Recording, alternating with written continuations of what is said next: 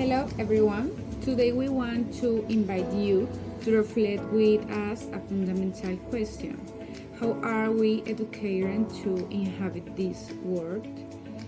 In a time when we face environmental crisis, economic inequalities, and a growing disconnection from the spiritual education becomes a powerful tool not only to transform what we know but also how we live and how we relate to life itself. Today, we propose that we think of education as a bridge between scientific knowledge, economic equity, and spiritual wisdom. Because only in this way can we from whole human beings, people capable of thinking critically and acting responsibly and living with compassion.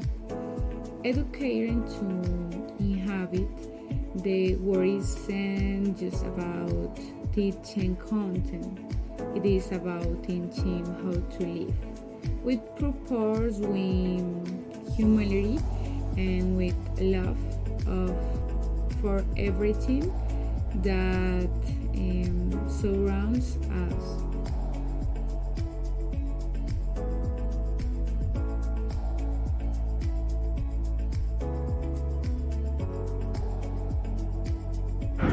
Understanding environmental pedagogy as a reflection on environmental education process requires observing and studying how humans interact with nature, within the society nature, the relationship, the construction of identity, and the way one socialism with the world are central.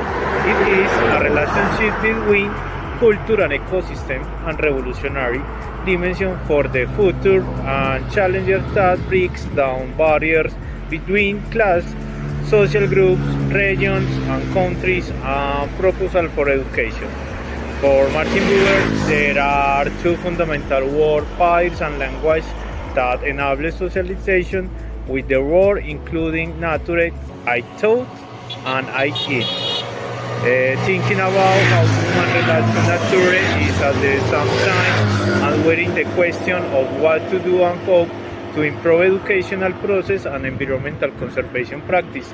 If education is a process of humanization, that it is the means by which humans come to understand how they relate to the world, whether they win, and relationship based solely on utility, i.e., in this case with nature or a relationship where the balance of each based in relationship on priority I two.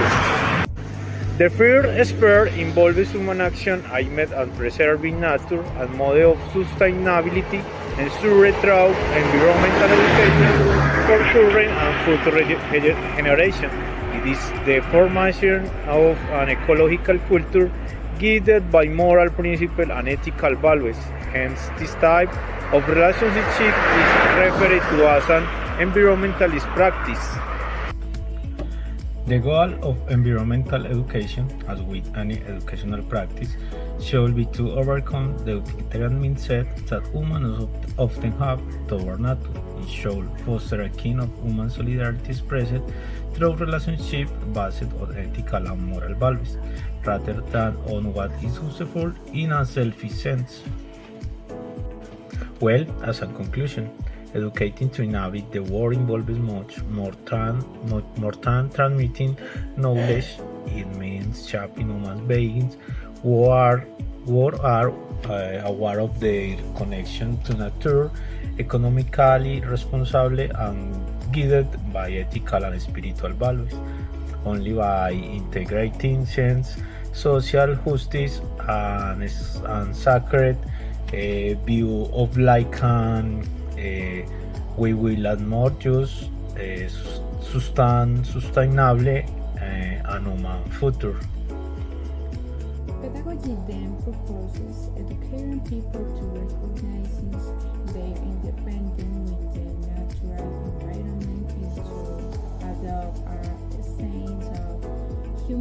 and care for life. Thanks for listening. Goodbye.